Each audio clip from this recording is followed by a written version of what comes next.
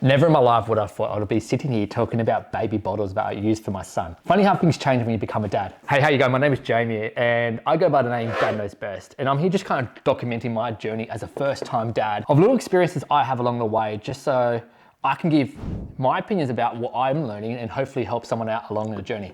And now today, funny enough, we're talking about these bloody damn baby bottles. I cannot believe it.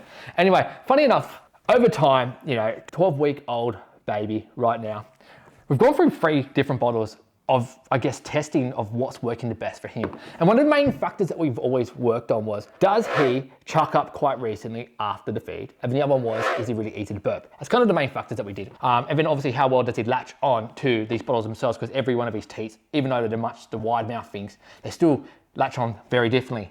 So a bit of transparency, our son is topped up on bottles. So he gets a full feed on the breast, and then after that, he gets topped up on a bottle like this. So they're not massive feeds. They're probably 30, 40, 50 mils, depending on the day. But we have learned a lot about these different bottles, and I can tell you all about them right now. And we'll start with the one that's the worst performing one. So what we've got here is the Phillips Avent bottle. Now, don't get me wrong, I love the Phillips stuff. We've got the sterilizer and the bottle warmer in our household, but this baby bottle itself, I don't know, just something about it. The feel compared to the other two is very just kind of weird. But one of the weirdest things about this one is just the teat itself. So the teat itself, it's got this weird kind of circular, it looks like a kind of weird suction. I don't know how to describe it, but it just feels weird. And I don't know, when we first fed him for the first time, it just didn't go down well. We can just kind of tell it wasn't a great latch. It just didn't suit him and he didn't really like the feed, and we didn't have a really great feed afterwards. So literally we bought this bottle, and you know what to do. It costs like 15, 20 bucks for a bottle from Baby Bunting, and we have never used it again. Now we just kind of use it as a bottle that we use when the wife's pumping. So funny enough, Phillips Avent does not work for us,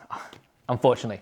But you get to the other ones here where we got, like, obviously the pigeons, and then we got the Dr. Browns. So 2 very different bottles. When you look at it, the pigeons themselves are apparently the most popular ones out there. You jump on Reddit, you jump on forums on Facebook and stuff like that, and everyone recommends the pigeon bottles are the best. And up until about 2 weeks ago, we totally agree with that as well. He fed very well on them, but what we were finding is over time, he just started to, I guess, not be able to hold up his food as well, and at the same time, was just getting harder and harder to burp.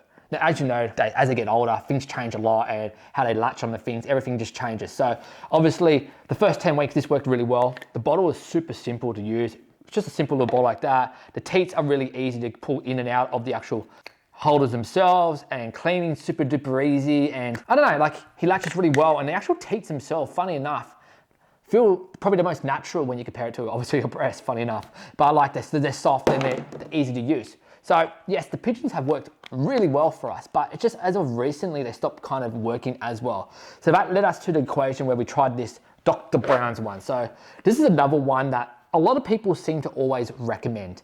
And we never knew why until we sort of got it the other day. We just thought, hey, we'll just jump down to Baby Bunting, we'll give one a test.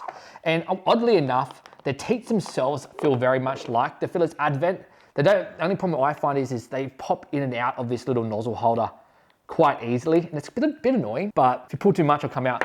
But the weirdest thing about these bottles themselves is this green little schmozzle thing that you can kind of see here.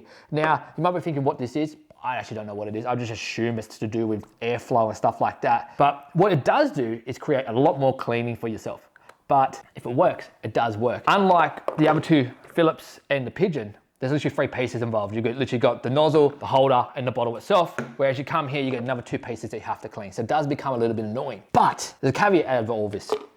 We tested it once on him, didn't spew up afterwards, was super duper easy to burp. So we're like, all right, that's gotta be a fluke. We've got to try a couple more times. So what we're doing is we tried it one more time, another time after that. Same situation, worked really well. I know the first time we did feed him this bottle, funny enough, he just kind of looked at us really weird, because obviously when you compare it to the teat that's on the top of the pigeon versus the teat that you find on this, they're very, very different. The pigeon's teat itself is much thicker. So it kind of feels a lot more different, feels a lot more natural, where the actual Dr. Brown's ones feels more artificial, kind of like I said, like the Phillips Avent. It was weird. So obviously when he latched onto it, he kind of got weird. After the first feed, it was fine. But as time gone on, we were like, all right, I wonder if it's just a fluke that this bottle performs so well. And funny enough, now we've gone and bought a couple more bottles because of how well it's done for him. Saying that, that's probably not going to be the answer for everyone's baby. We just found that as of recently, this bottle here is by far the best. Even though it's a little bit of a pain in the ass to actually clean and stuff like that, and there's a lot more cogs. And the funny thing is, I like the wife had to show me this one. You go clean a little hole in there, And there's also a little hole in here as well that you also have to clean. So it just makes life a little bit harder when you're going through and feeding a child. But hey, look, if it works, and that's all that matters. So that's my reviews on the top 3 bottles that we've got here. As we know, Baby Bunting, Baby Kind, and all those things have a million different bottles out there for different things, colic this, colic that, glass bottles this, and all that kind of stuff. It is what it is, really. They all heat up fine. They all feel very durable. The Dr. Brown's feels quite durable as well. As of this point, we're just gonna stick with the Dr. Brown's. It's working for us, so we're just gonna keep it going because 1, I hate spewing, and 2, I hate trying to burp him and spend ages trying to burp him. It's really easy to burp with something like this, and sometimes he doesn't even need it. So yeah, that's my opinion on all the different baby bottles. I hope it really helps you. As you know, my name is Jamie, and I really hope this helped you out, and I'm looking forward to showing you my next episode. Have a good one.